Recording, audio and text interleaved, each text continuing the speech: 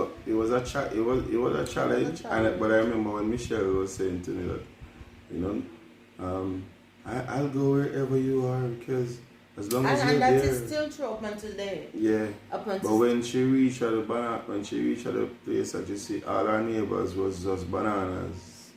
You remember what you one day said, I want to go back to town. That was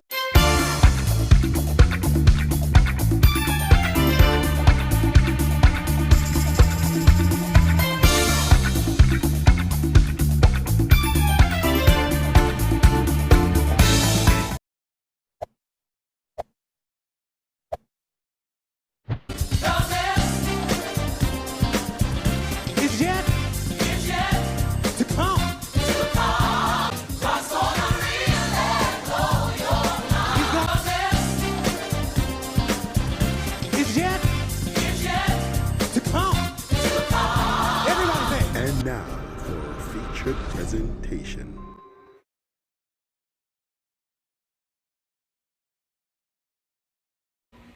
Hi everyone, welcome to another Conversation with Lees. How are you? Welcome to all our 259 subscribers. Maybe if you just stop count and let's wait till we reach 1,000. But welcome to you, our new subscribers, to those who have been with us from the beginning.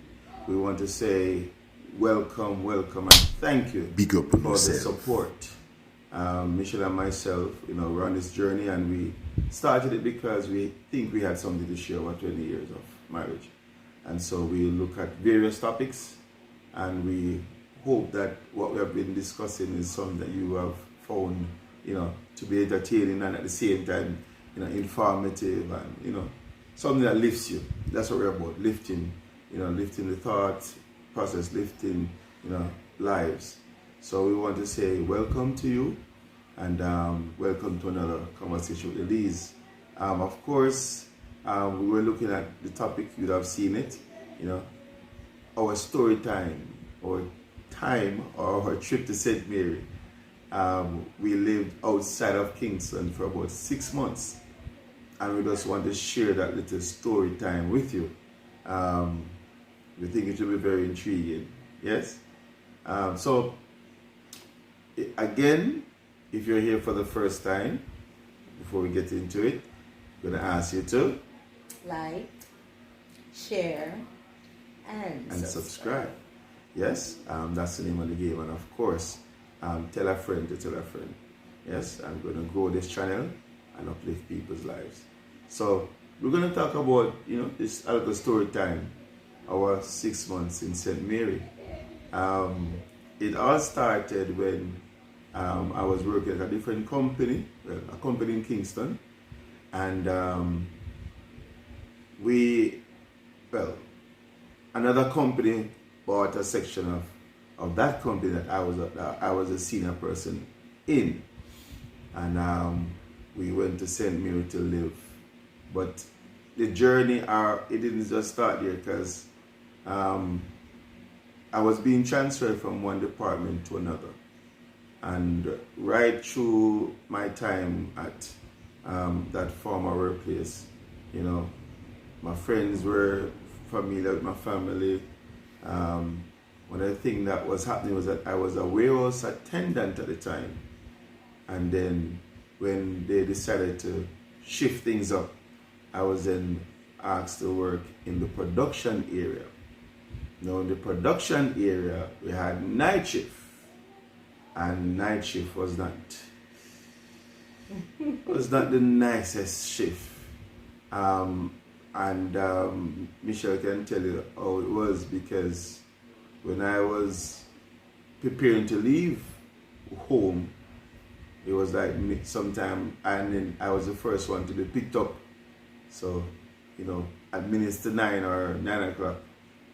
The shift starts at, 11? But because I was the one who lived nearest to the driver, I was the first one to be picked up. And then last, everybody was picked up afterwards.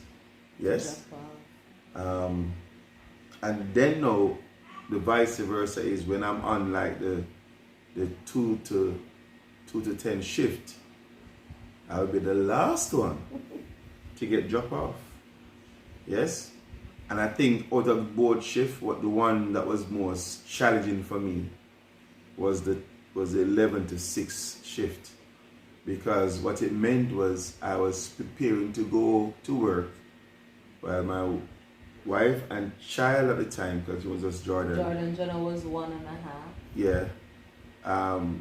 They had to kiss me, wish me good driving home, journey to work. Goodbye. Yes, and that was a challenging part. It was lonely. Yeah. It was lonely, and apart from that, in St. Mary, rainfall in and out of season. It reminded me of. Mm-hmm. Yeah, it was lonely because a lot of nights, I guess I would say movies, and hence why I love so much movie. Movie become my company, somewhat, because in the nights I just watch TV till I fall asleep. Because it was just me, you and Jordan. Jordan was a baby. Mm-hmm. She was a baby, so she was much comfortable. When she gone to sleep, me either read or watch TV, or so to keep me up. That's, so I won't fall asleep. So when you do come, if you not down there or tear down the place for me to open it. But it was lonely, It was lonely, but I don't think I didn't let it consume me. I just find ways and means to deal with it, structure myself to cope with it. So, Because though it wasn't just being night shift for working, right. Believe me, the roughest one was the 11 to 6 shift. Right. When I'm at work, I was operating a machine, yes? And there were two of us at the time. Big up yourself, Marlon. At the time, Marlon and I were the ones being trained to work. And I can't call it name. We're at Craft Foods at the time. It was Butakis, then Craft Foods. Then Nabisco, then Craft Foods took it over. Right? And Marlon and I were the first persons to be trained as machine operators for that particular product. And trust me, when Marlon asleep, me have to stay awake. And if I decide, and the truth is, I don't remember if me even go sleep, because me just see the machine I run, I might do it, but me can't sleep. So, that the night shift was the roughest for me. You understand? But anyway, long story short, eventually, they decided they're going to, they decided to dissolve that section. And then I was asked to work in the office for a while. It was supposed to be, at the time, it was supposed to be like a temporary stay, like about 6 months, and it lasted about almost 2 years. Then after the 2 years now, they eventually sold that machine, that section with all those machines. And I was approached. In fact, before I was approached, when they said to me, boy, my tenure in the office had ended, I would have to go back in the production area. Now, listen to me. In the production area, it hot. And me, as you can see more time, even on the vlogs, me have my rag, a sweat and a wipe sweat. You understand me? So it was really hot in the production area. And working in the office under AC and thing. I said, listen, I'm not going back there, So I pursued other job offers, and I did get through, and I told the HR manager at the time that I leave, and she said, you leaving me, so leave it? Why? Because you don't want to go back in the production area? I say, yes. And I said, I'm not going back in there. So he said that, or I'm leaving. And I actually got a job offer, and that job offer was intercepted by the persons, that the other company that bought the area where we were doing this, where we were operating the snacks machine. All right, so when I got that offer, I came home, because the first offer I got, actually accepted the job offer to work somewhere else, and because of the intercepted offer from the other company, which would have offered me a position as also as a supervisor, and I came when I told Michelle, and honesty, I think I told her that, boy. The interview with a way to send me and did the interview. Yeah. But I think what grabbed the attention was that You could have stayed. we would have had a house that wouldn't be paying rent for. Right. We would not be paying any rent at all. They had their own water, but so we'd have probably pay a light bill, and probably internet or whatever. And so I came home and I told Michelle about it, and I think Michelle was just sold right off the bat. Yeah, at the time it sounded good. Sounded like it was a good idea. And I still believe it was a good idea, even on paper. But over there was really lonely. It was lonely and rainfall practically every day. You know, there wasn't any form of. Anyway, but the St. Mary just dead. Another Bay dead.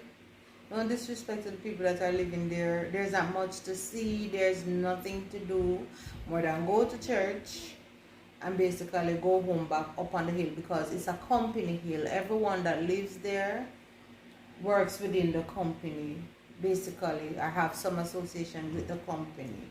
So it's not like them Kingston gated nice community and whatever you. It was boring, and to make things worse was when you were transferred back into Kingston. Well, before we get to all of that, because one other thing that was said to us in the proposal was that, because Michelle does her sewing, but she also was a receptionist by telephone and by profession, so she would have gotten a job opportunity. They could source a job for her also. So we thought to ourselves, all right, I am working, she's working, we're not paying rent. We could save to spend even at least a year, make some money and come back to Kingston, because really and truly our heartbeat was in Kingston. I think even some of our church budget, like, you sure you want to go and so forth and whatever. And I mean, because we both play integral roles in church. So it's like, you sure you want to? This is the will of the Lord and so forth. I was saying, what? I remember the night when we had this discussion, I said, and I was like saying to the Lord, I said, God, I'm not sure, but you promised to be with me in whatever decision that I take, so I'm gonna go to St. Mary. And we went to St. Mary. It was a long journey, but it was at one point it was pretty. I felt excited, because here's a new opportunity, a new venture, a new a new page or chapter in our lives. And so I thought, you know what, I'm going to give it my best. You understand me? And we went there, and initially we were supposed to get a 2-bedroom house. We got a 1-bedroom house, and I think that was like something to say. It was small too. It was really small. Something to say. And first when we went the best there, decision right now. But right, even the whole the interior, yeah, the flooring and everything. I said, it wasn't modern. This reminded me too much of going back to country. It wasn't modern. But even that we could have lived with. You understand? If moving around was easy, because everywhere you have to go, you have to take taxi, and back then it's $250 to come off the hill to go even to the nearest distance. Mm-hmm. And at that time, in 2005, $250 for a cab drive was a lot just to come off of the hill.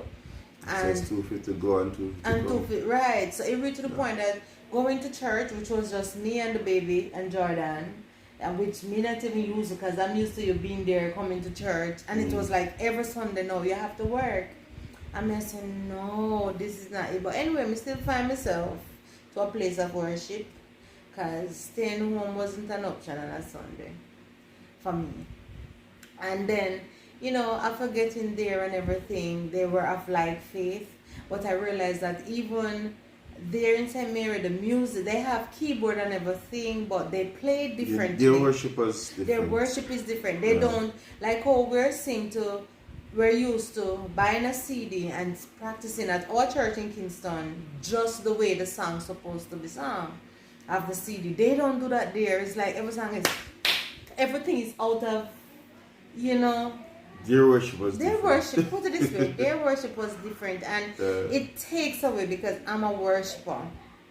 I am a worshiper, and it takes away. It is the worship doesn't seem intimate and genuine. It's like everybody sing the same. Well, Michelle. It just Well, wasn't. Michelle, can speak about that, because I mean, the first day I went, I had to preach. Oh Lord. You know, because when I went to church, I think Sister Brown, God bless her soul. Yeah. She I think she told the pastor that Deacon so and so is coming in and look out for him and so forth. When I went there the first Sunday. And bear in mind, stick up in bed. This is after I have been going for months. No man, what months? Weeks, probably weeks. It took a while before you get the chance to come on a Sunday, because you literally work every Sunday. Well, I mean, we only spent 6 months in, so it could have been so much months. Yeah, but 6 months is still a lot of months. You Mm-hmm. understand? It took a while. And then now, the Sunday that he showed up, apparently there was a minister that was supposed to minister, and that minister didn't turn up. However, by then the pastor and the members, they know me and Jordan, and they know that we are new there, and my husband is a deacon, but he's not able to come to services because he have to work. Because they're trying to bring the production up to par. So, of course, the first Sunday that he got the opportunity to come, we're sitting together and everything. So they know all about him, but I've never really met him. But once he's there with me, they say, oh, so that is Deacon Lee. And then you can tell your story. So, the pastor came and honestly, when I went and sat, I kind of just felt like something was going to happen. And then I see him looking at me, then come and call me in his office. And said to me, boy, Scripture said, don't lay your hand solely on no man, but the preacher is not here, and boy, we're gonna ask you if we can minister, because Sister Brown told us, and so, I'm trying to remember if he did mention Sister Brown's name. Yes, but he did. But he said to me that, boy, he is aware of so and so and so. So honestly, I don't normally turn down an opportunity to share the word, or but it was kind of sudden. I mean, I listened, I heard the request. I said, it's all right, I'll see what God will say. And I mean, God be praised. I think there were hearts that were blessed there. But I think after that, I don't know if I got the chance to go back. You haven't gotten the opportunity to go back. So because of work. But I went nevertheless. Jordan and I, until at one point. Started to reach early enough for Sunday school and all of that.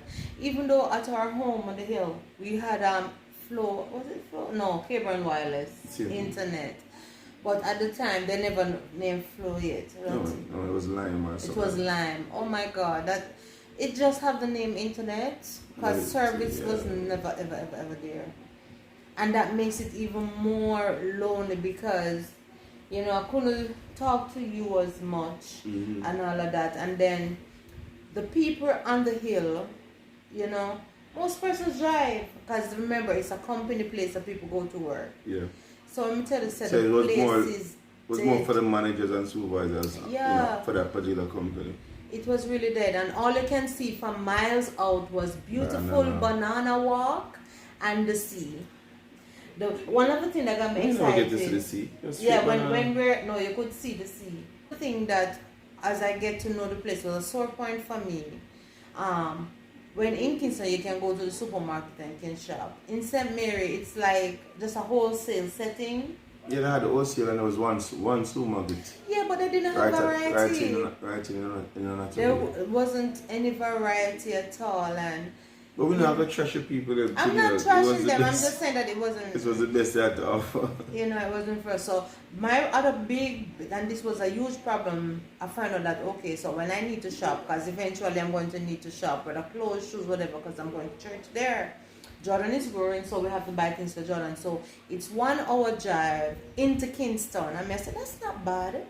But people, the big problem for me was that on my way into Kingston, I'm nauseous. On my way back to St. Mary, I'm nauseous because all I see for a couple miles was precipice, and I just couldn't get used to it. I'm not, up to today, I've not gotten into it. As soon as you got me past the precipice and reach up to the banana walk, to the level road, I am good. But then I feel like I was traveling from morning and haven't drunk any tea. I'm always sick, so every time I remember, okay, I need things for the house, I have to go to Kingston because I have wider variety. And I say, oh my God, I'm afraid on the journey to go and the journey to come back, because when I come back I know that I'm going to feel mashed up. And I say, Lord, I'm trying to let this work, but it not work. I can't live it so. I can't live it so forever. So it was a challenge, but I remember when Michelle was saying to me that, I'll go wherever you are, because as long as you're there. And that is still true up until today. Yeah. But when she reached at the place that you see all our neighbors was just bananas. You remember what you wanted to say? I want to go back to town. That wasn't my only problem. She had a meltdown. I want to go back to Kingston. People, yes, that's true, but it's not I can live with the banana walk and banana tree because I know that that's the plant for the workplace. Yeah. I'm good with it. But what I'm not good with is that the boredom. You don't have internet.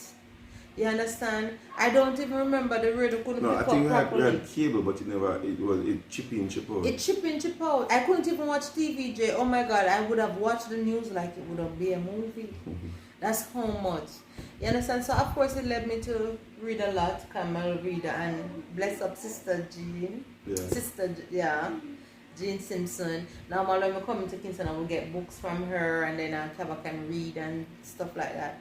And then the next side of the story was that you were now transferred. Yeah, so being at the production area in St. Mary, I learned to do everything. I learned to, not just my area that I was supervising, I learned to supervise other area, basically making and overseeing the chips factory. You'll figure it out. So I learned a lot of things there, and that's one thing I wanted to even say before we continue, that never discredit or discount any experience you go through, because you may never know how grooming that experience was for you, and preparing you for bigger things and better things. Then I worked in the warehouse, I worked in the production area. And I give thanks so much because the manager at the time, she saw a whole heap of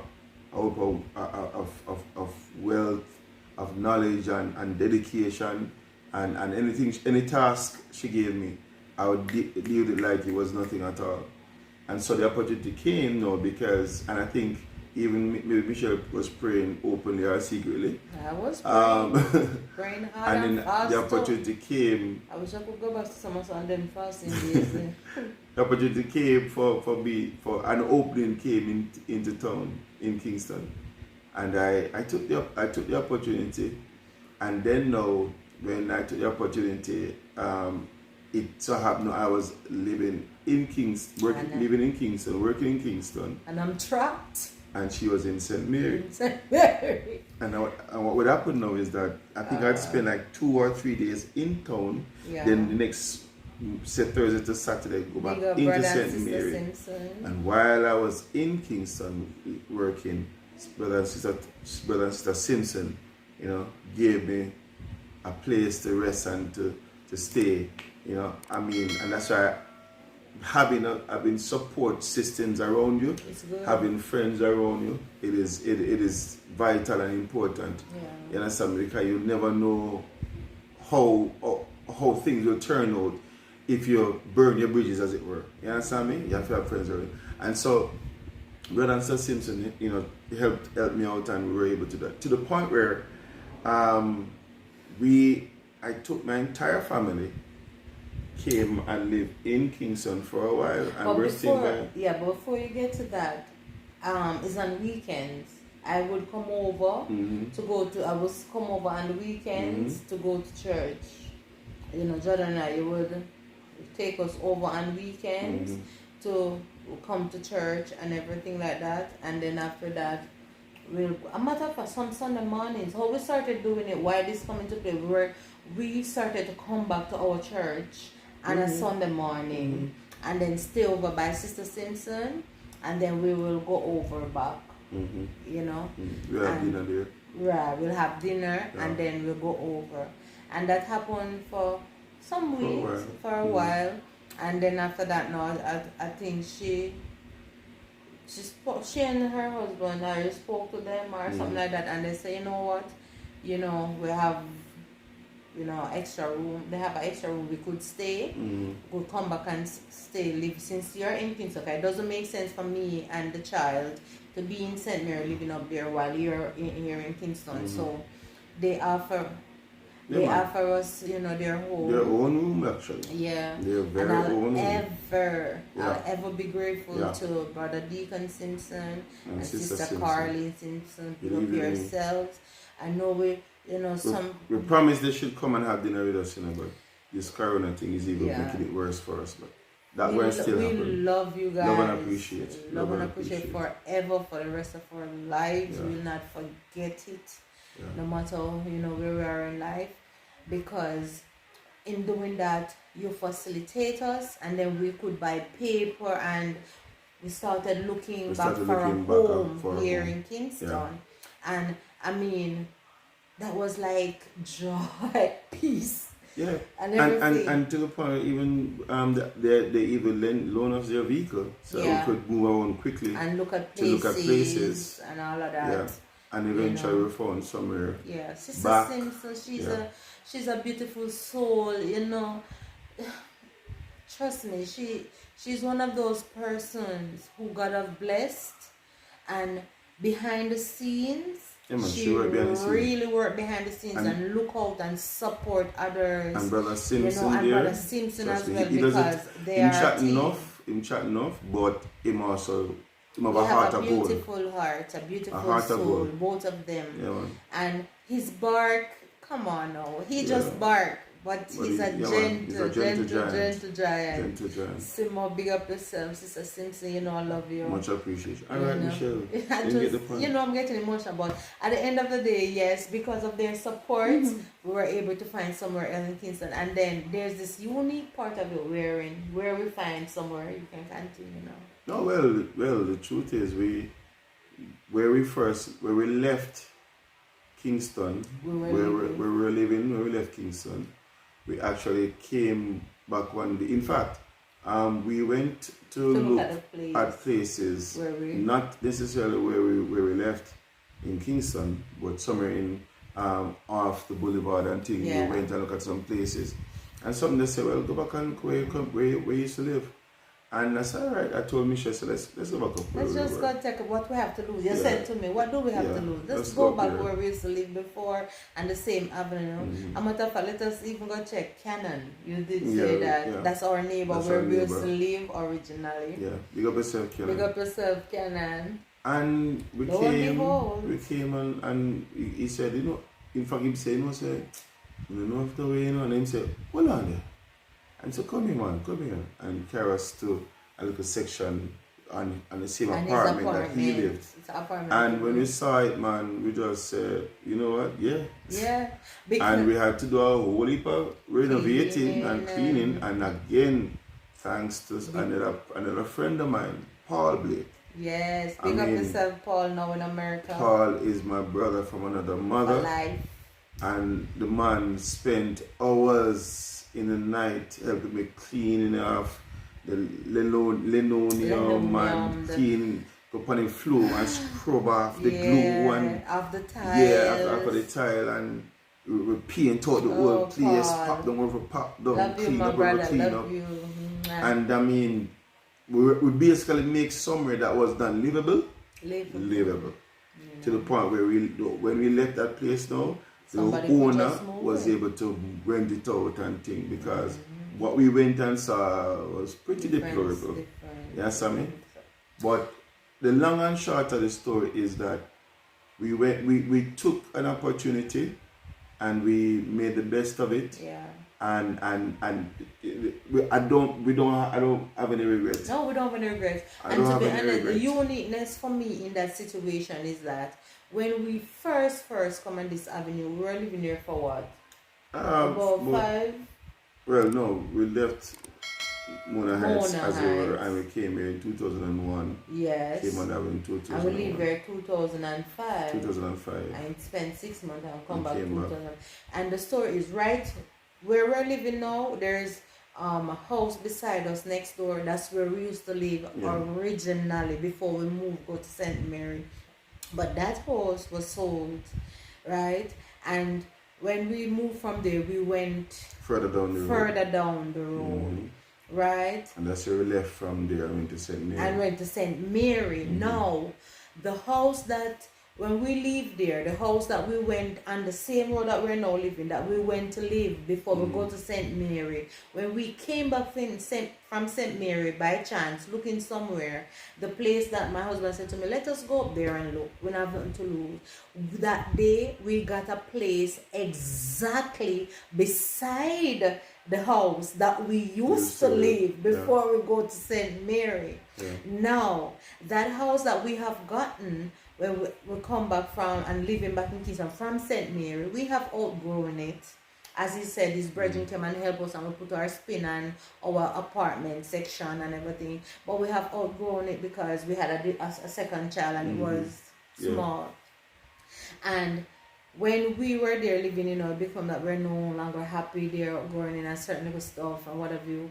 Now we have gotten a place now, 1, 2, 3, 3 to 4 houses on the same hand, right here where we're sitting, where we're living. We are now in the middle between the 2 houses that we used to live and start out our life with. So, and we are comfortable here until the Lord bless us with our own home. And we are grateful and we give thanks and we honestly believe that God have his hand in it and is his way and his purpose, because it's not easy to get somewhere to live in this area because it's a student area. A university is just nearby, so they rent a lot to students. You have a lot of people who have migrated, renovate their homes and rent it to students. You understand? But the way in which we got this place is another story time. But we give God thanks. No matter what we have been through and how we have been through it, we have no regrets. Because in spite of what, I don't want to bring any negative to it, but in spite of everything, we know of a fact that God is in it. Because if it was up to us and our will and our will, we wouldn't have gotten it. Well, because it's a place in demand and we weren't living here. So it's not like we have somebody to later link up and say, hold a place for me, check out this. No, we move by faith in everything we do and God do the rest. So to God be all the glory. God be all the glory. So in the moral of the story for in all of this is don't be afraid to take opportunities or take chances. The person who fails or refuses to take chance will never know what lies beyond what they see as the obstacle. Exactly. Don't throw away support systems. Don't throw away good friends, because you will always need good friends in your corner. Yes. Alright, and don't discredit any experience you go through, and because it's a part of the building of you becoming the person that you are. Or you are to become. And I just want to interject something. I just said that it helps you to become the person who you should be. The Bible said the righteous falls 7 times, but get up. So the moral of that story is not how many times you have fallen, but it's to ensure that each time you fall, you get back up again. Keep moving forward. Keep moving, never quit. You understand? Once you don't quit, everything will be okay. And learn to put your hands in the hands of the Lord. You understand? As the song says, we fall down but we get up. You understand? As the Bible said, the race is not for the swift but to those who endure to the end. So no matter what is happening to you around you right now, don't give up. Don't quit. You Push on. understand? You understand? Hold on to the Lord, even when you feel like you can't make it. Struggle, get up, stand up, and you put one foot in front of the other, and you keep moving, and never give up. And one day you're going to reach somewhere where you want to be. And even if where you are right now is not the best place, and your hopes and your ambition is to go higher, that testimony that you have of the times that you have been down, but you have got the Lord have helped you to gotten up, and now you have reached at a place where you're comfortable, but that's not it. Let that build you and motivate you to keep on moving. Keep on stepping. Everybody have their own stories. You understand? It's just that sometimes some of the persons that people may look on and emulate and say, boy, for them life is and whatever. If they should share their stories, you know that we all have all things common. You understand? And every struggle is struggle. It may be different form, but it is still a struggle. So hold on and keep on trying. You understand?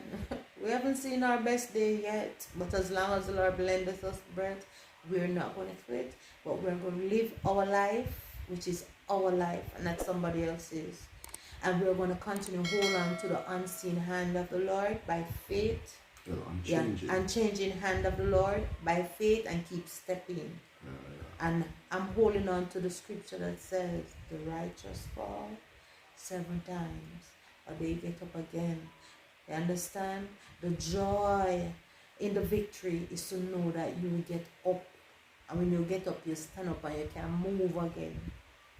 You understand? So, and the man, even the person that invents the most, whether that's progressive thing in the time and age like this today, they have failed many times, but they didn't quit. And in failing is when they have learned and know what it is that they're doing. You understand? So don't take a failure to be like, oh, it's a disaster, I may fail, I'm quit. No, when you fail, you learn. Just pay attention and take note. You understand?